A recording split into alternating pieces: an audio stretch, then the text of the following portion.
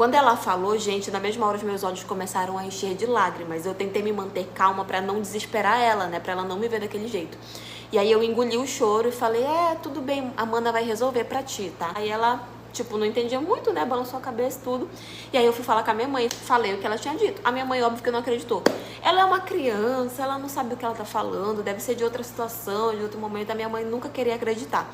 Quem acreditou de fato foi o meu irmão mais velho, que ele também já sabia como era o comportamento do nosso irmão, então ele já sabia que aquilo era verdade.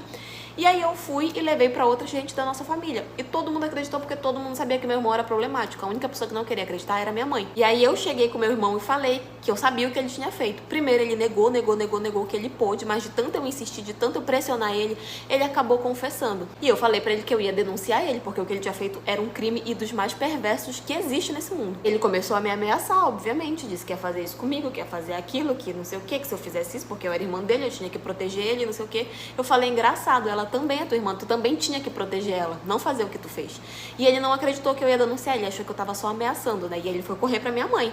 A minha mãe, tipo, na hora, chamou a atenção dele, como ela fazia quando ele era adolescente, só fez chamar a atenção dele e ficou por isso mesmo, tipo, nem ligou pro que ele tinha feito. Lá tá, vamos levar ela pra tirar a criança e vai ficar tudo resolvido. Ela não ligou o fato do filho dela ter violentado outra pessoa. E pior ainda, uma pessoa que era totalmente incapaz de se defender.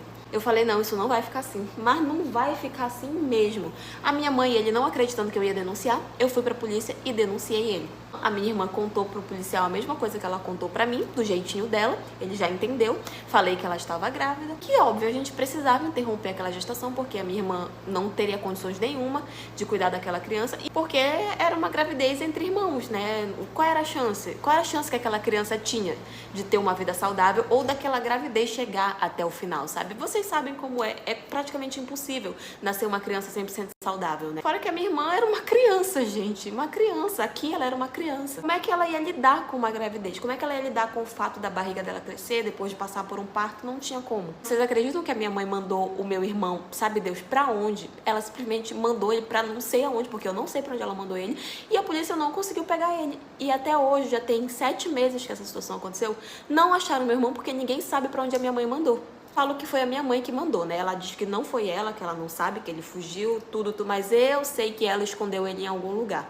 E eu não vou descansar até eu descobrir pra onde que ela mandou esse infeliz, e eu vou mandar ele pra cadeia, pra ele ter o que ele merece. A minha irmã, coitada, teve que passar por um procedimento extremamente doloroso. Precisávamos interromper a gravidez dela. Até hoje ela nem entende o que foi que aconteceu.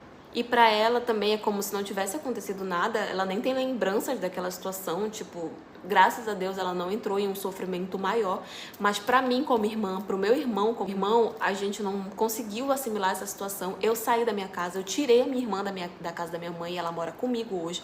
Até hoje a minha mãe fica perturbando pra levar ela de volta, e eu não vou levar porque eu sei que a minha mãe não vai ter responsabilidade nenhuma com ela. Hoje em dia ela vive comigo, e o meu irmão me ajuda muito a cuidar dela também, financeiramente falando, porque ele tem a vida dele, a esposa, os filhos e tal. Então, financeiramente falando, ele me ajuda muito a cuidar dela, mas eu não levo ela na casa da minha mãe. Se a minha mãe quiser vir ver ela, ela vem na minha casa e só sobre a minha supervisão. Eu não levo ela pra casa da minha mãe, também nem deixo a minha mãe ficar perto, porque ela não tem capacidade nenhuma pra cuidar da minha irmã. Mas assim que eu descobri aonde esse infeliz do